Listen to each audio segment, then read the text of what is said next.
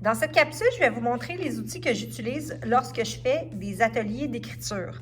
Alors, quand les auteurs sont rendus à l'étape de l'écriture autonome, après la mini-leçon, je prends un temps pour aller rencontrer des élèves, que ce soit en individuel ou en sous-groupe.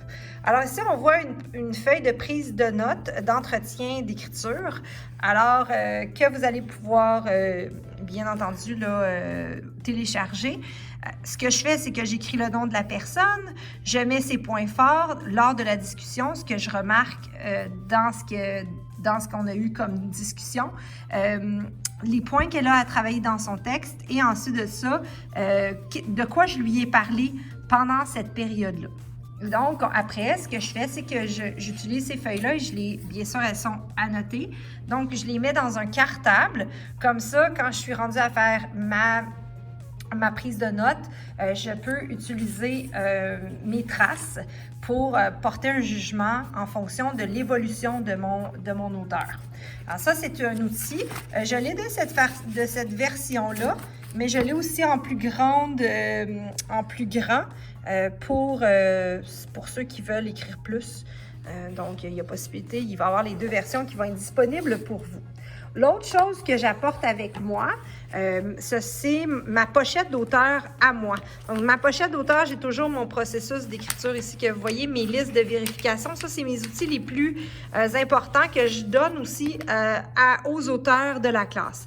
Ensuite de ça, ce sont tous les textes modèles selon les différents... ça se peut que ce soit un peu à l'envers parce que je viens de finir le module, mais ce sont les textes modèles que j'ai réécrits qui se retrouvent dans le module et que j'ai annoté. Comme ça, je sais que toutes ces feuilles-là se retrouvent dans l'atelier 10. Et ce que j'aime avec les pochettes, c'est que selon mes différents ateliers, je peux venir installer mes textes ou mes tableaux d'ancrage en version papier pour être bien prête quand je prépare le matin même ma classe pour recevoir les auteurs pour la mini-leçon.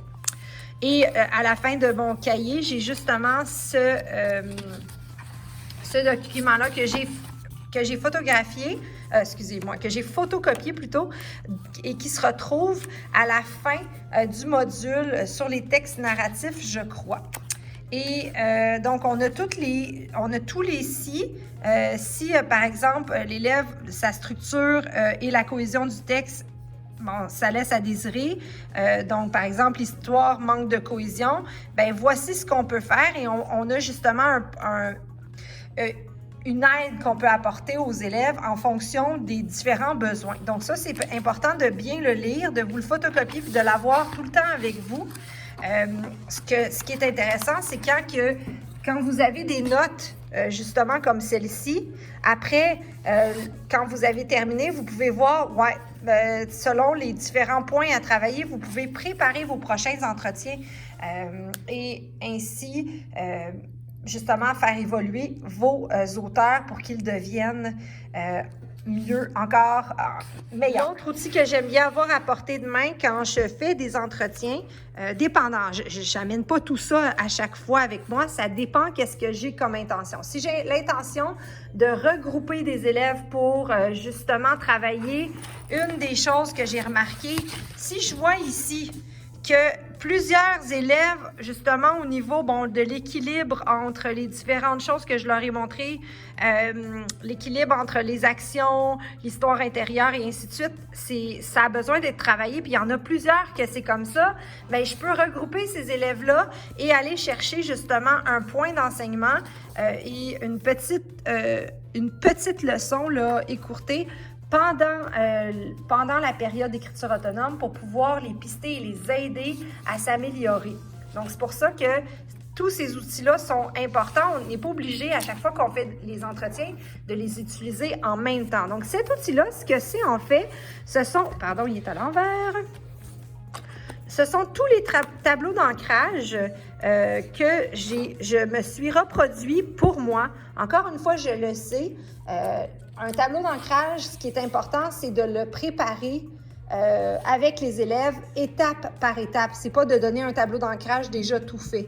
Par contre, dans ce cahier-là, vu que ce sont des tableaux d'ancrage qu'on a déjà vus avec les élèves, ben je les ai mis, je me les suis fait moi-même dans mon propre cahier.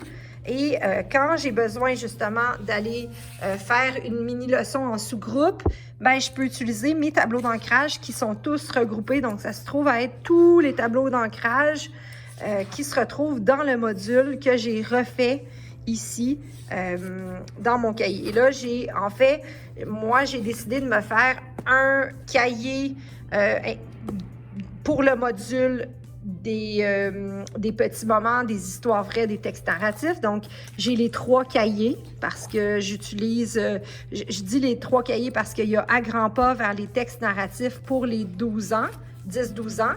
J'ai ici l'art d'écrire des histoires vraies qui est pour les 8-9 ans, si je ne me trompe pas, que j'avais utilisé au départ. Et j'ai les tableaux d'ancrage pour les 10-12 ans. Donc, dépendant des besoins de ma classe, ben, ça me permet d'avoir les différents tableaux d'ancrage qui sont déjà préparés. Alors, quand j'ai une mini-leçon à faire en sous-groupe, ben, j'ai tout, justement, là, qui est à leur disposition ici et qui leur permet de... Tu sais, je peux utiliser ça lorsque je fais cette mini-leçon-là avec eux.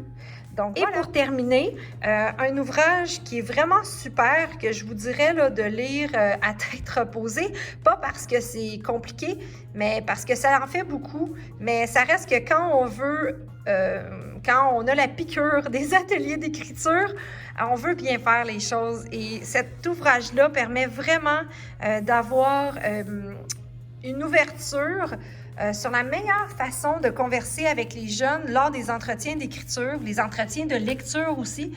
Et ça permet vraiment d'aller chercher des traces et de permettre aux auteurs d'évoluer petit pas par petit pas et de les voir devenir des auteurs plus autonomes. Donc, je vous conseille vraiment cette lecture-là, les entretiens, qui est aux éditions 2. Alors, bonne lecture tout le monde et j'espère que la vidéo vous aura pisté. Si vous avez des questions, n'hésitez pas à les écrire en commentaire. Ça va me faire plaisir de vous répondre.